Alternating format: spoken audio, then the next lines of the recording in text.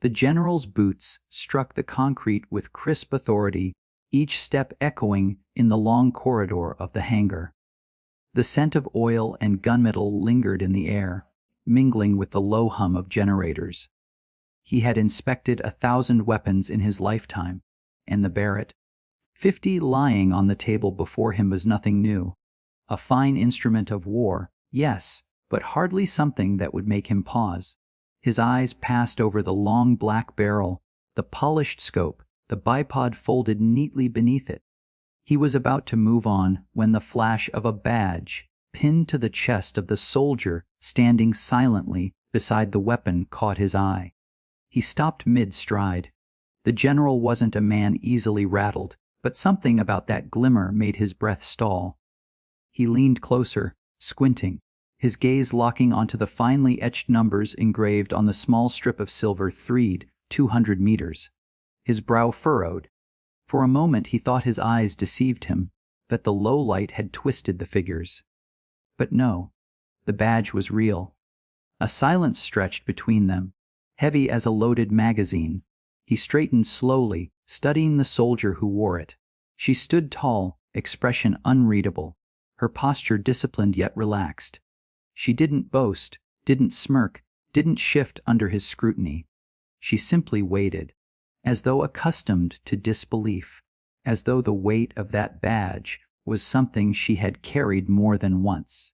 The general had known snipers all his life. Men and women who had taken impossible shots, who had shaped the tide of battles from the shadows. But 200 meters, that was beyond the limits of most rifles, beyond the reach of human patience and steadiness. It was the realm of myth, of whispered stories passed between soldiers late at night. Yet here it was, stamped in silver, worn without a word. He found himself staring longer than he intended. His voice, when it finally came, was quieter than he expected, edged with something between awe and suspicion. 3,200. Her eyes met his, calm, steady. The kind of eyes that had watched a target through glass for minutes, hours, waiting for the single heartbeat that decided everything. "Yes, sir," she said simply. The general swallowed, the weight of that simple reply settling over him like a chill. The Barrett on the table was just steel and powder. The real weapon, he realized, stood before him. The general's silence stretched as he paced around her, the hangar lights casting long shadows across the floor. His mind churned, caught between disbelief and curiosity. He had heard rumors of record-breaking shots made in distant theaters, but rumors were smoke. This badge was iron. Still, he needed to know if the soldier before him was legend, or merely lucky. He stopped at the far end of the table, his eyes drifting back to the Barrett. 50. The rifle gleamed under the fluorescent glare, its massive frame a silent challenge in itself. He let his hand brush across the cold metal, then looked back at her. "Numbers are just numbers," he said, his tone sharp but measured. "Badges can be won on a good day or a lucky wind. Show me it wasn't luck." She didn't flinch. Her expression remained composed, eyes forward, hands steady at her sides. "Yes, sir." The general barked an order, and a nearby aide scrambled to wheel in a long steel case. With a flick of the latches, the case opened, revealing targets and range equipment. Minutes later, the far end of the hangar doors groaned open, revealing the training field stretching into the desert beyond. Heat waves shimmered off the distant sand, the horizon blurring into nothingness. He gestured toward the open expanse. 1 mile out, crosswind from the west. "Show me." She moved with quiet efficiency, lifting the Barrett with ease, checking the scope, adjusting the bipod. Her motions were practiced, unhurried, ritual more than preparation. The general crossed his arms, his eyes narrowing as he watched every detail. No arrogance, no hesitation, just calm. She lowered herself onto the mat, settling behind the rifle.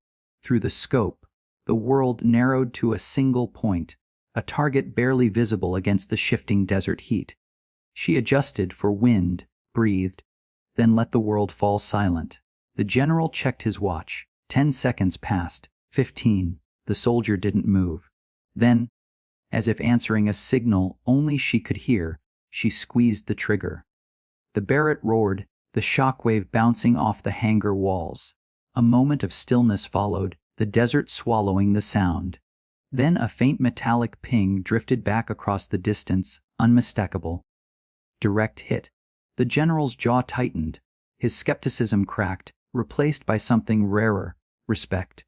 "You carry that badge," he said, voice low, "because you've earned it." The general stood in silence, the echo of the shot still ringing faintly in his ears.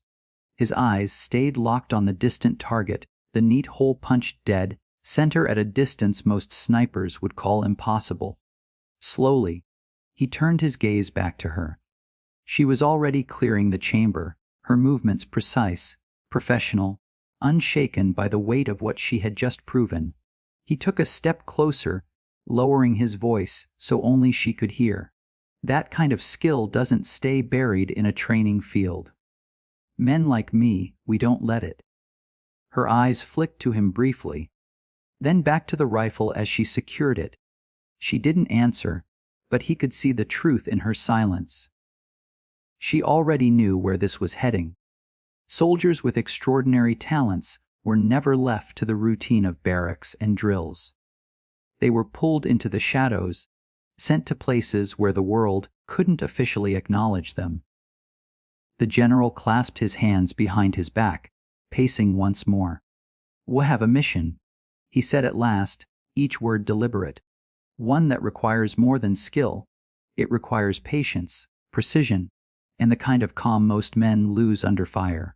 He stopped, turning to face her fully. "Your shot wasn't luck. That makes you valuable, dangerous, and very much needed." She met his gaze, her composure unbroken. "And if I refuse, sir?" The corner of his mouth twitched, almost a smile, but not quite.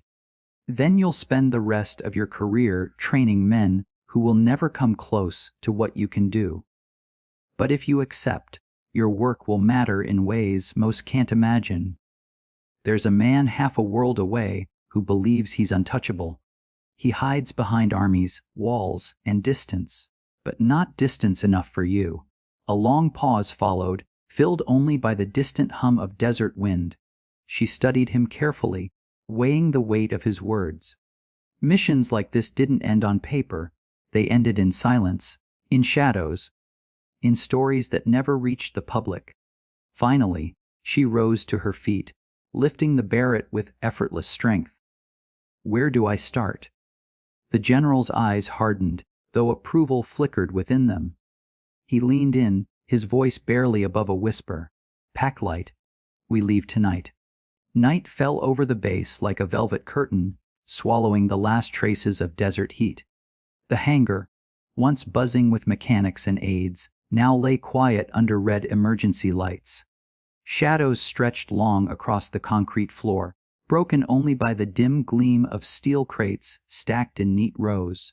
At the far end, the soldier moved with deliberate efficiency, securing gear into a rucksack. Each item was chosen with care: ammunition, optics, water, rations. Nothing extra, nothing wasted. The Barrett 50 rested on the table beside her, dismantled into transportable pieces. She ran a cloth along the barrel, the motion smooth, ritualistic, ensuring no grain of dust would betray her when the moment came. The weapon, in her hands, was more than steel and powder. It was an extension of patience, of will, of inevitability. Behind her, the general entered, his boots quieter now, his presence less commanding, but more weighted. He carried a sealed dossier under his arm, its corners worn, its surface marked with classified stamps. He set it down on the table, sliding it toward her.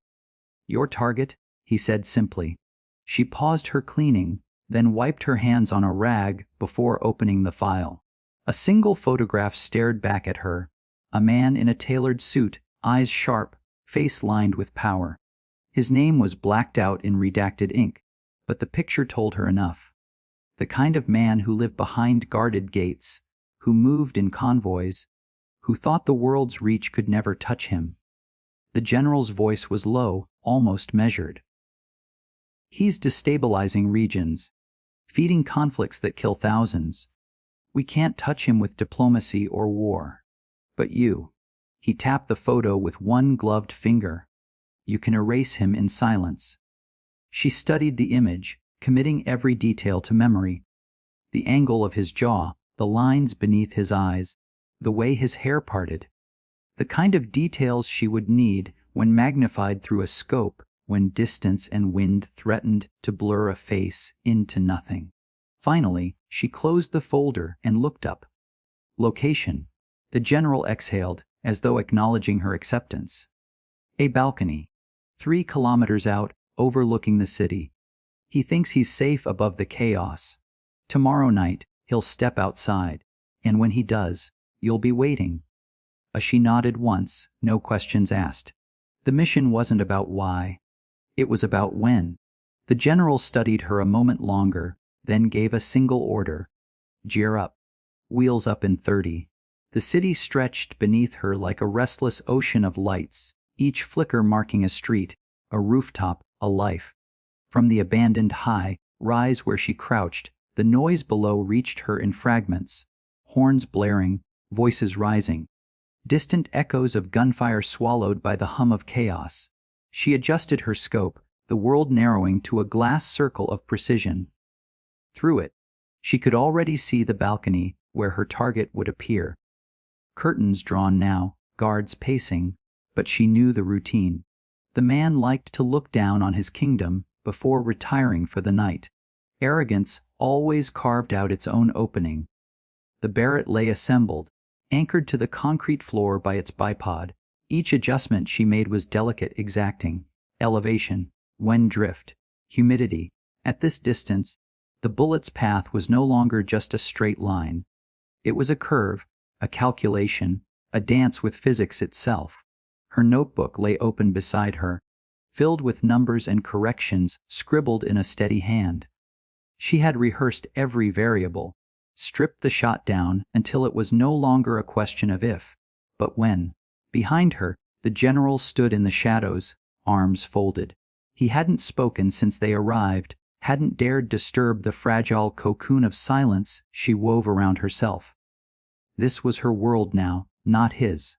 He commanded armies, but she commanded moments. The final heartbeat of a man who believed himself untouchable.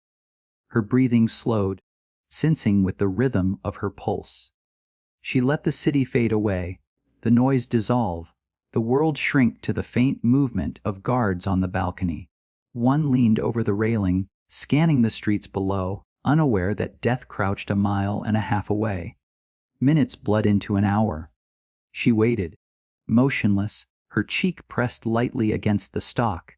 Patience was the core of her craft, and patience demanded stillness.